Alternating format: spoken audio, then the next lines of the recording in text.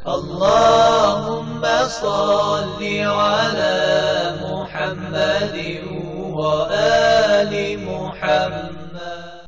A'udhu billahi minash shaitani rajim, bismillahirrahmanirrahim. En el nombre de Dios, el clemente, el misericordioso, la paz de Dios sea con todos sus profetas, desde Adán hasta Muhammad, salawatullah wa salamu alayhim ajma'in. Nosotros venimos hablando acerca de las fuentes del Islam y si recuerdan las últimas dos clases estuvieron dedicadas a la explicación del Corán. Dimos algunas pautas fundamentales para poder entender un poco el fenómeno del Corán, aunque de una forma muy resumida. En algún momento nosotros dijimos que el Islam tiene dos fuentes fundamentales, de donde todas las ciencias islámicas, todos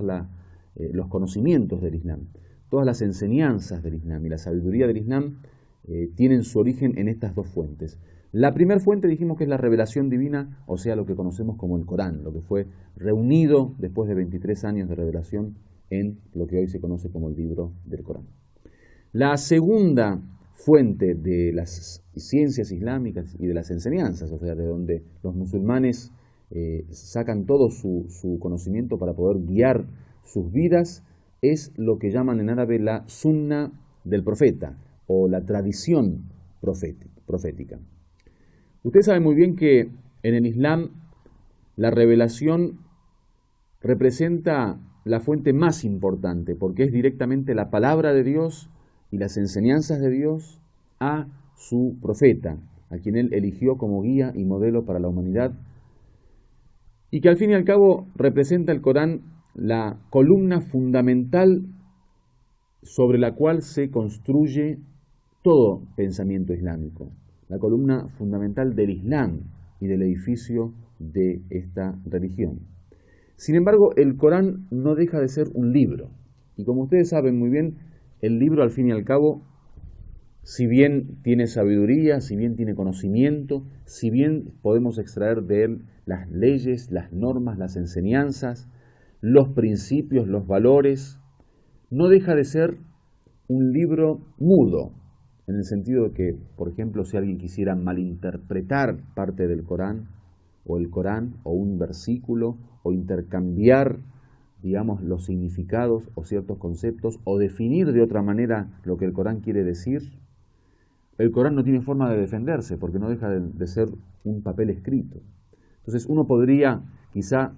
en pro de lograr ciertos intereses personales, o de grupos, o partidarios, o ideológicos, o doctrinal, basar su propia ideología y sus propios intereses en las teorías supuestamente coránicas, es decir, hacer del Corán una herramienta para defender su propia postura. Como ocurre en el mundo islámico, que desgraciadamente muchas veces una tergiversación de la interpretación coránica hace que al fin y al cabo en la historia veamos grupos que no tienen nada que ver con el espíritu ni coránico ni profético, pero que lo hacen en nombre del Corán. Muchos de estos grupos o personajes que aparecen en la historia del salvajismo islámico, por ejemplo, del terrorismo de ciertos grupos, basan sus ideologías y sus teorías en cuestiones que ellos creen que son coránicas, porque simplemente tergiversan muchas de estas interpretaciones. O, por ejemplo, olvidan parte del Corán. El Corán mismo habla de aquellos que toman simplemente una parte del Corán y dejan y abandonan otras partes importantes del Corán. O aquellos que, por ejemplo, tienen una interpretación parcial de las aleyas, o aquellos que, por ejemplo, intentan tergiversar el significado a nivel idiomático, entonces creen que, por ejemplo, tal palabra en vez de significar tal concepto significa otro concepto. Entonces, el Corán no tiene forma de defenderse, por lo tanto Dios estableció al lado del Corán otro método que ya no es un libro mudo, sino que es un ser perfecto, es un hombre y un modelo que en el caso del Islam es el profeta Muhammad salawatullah wa salamuhu alayh. Quiero decir que el Corán tiene que ir de la mano de aquel que enseña el Corán. El Corán tiene que ir de la mano de aquel que interpreta el Corán. Tiene que ir de la mano de aquel que puede esclarecer y aclarar a la gente los verdaderos conceptos del Corán.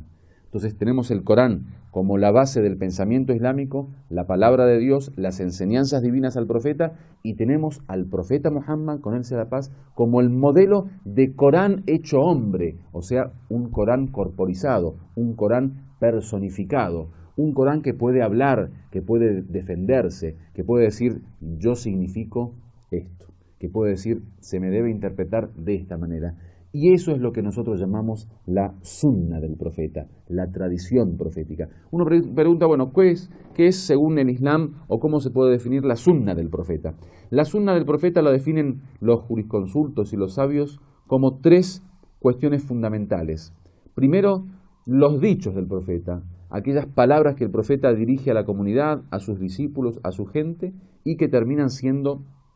narraciones que luego los sabios compilan y quedan escritas hasta nuestros días, en donde muchas de las interpretaciones del Corán y muchas de las enseñanzas son basadas en esas narraciones, en esos dichos que fueron palabras del profeta.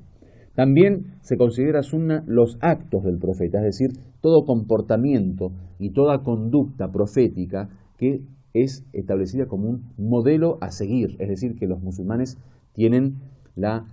responsabilidad de continuar esa tradición profética a través de sus propios actos, imitando al profeta. Es por eso que en la cultura islámica generalmente se han mantenido muchas de estas costumbres proféticas que en su momento el profeta lo hacía como una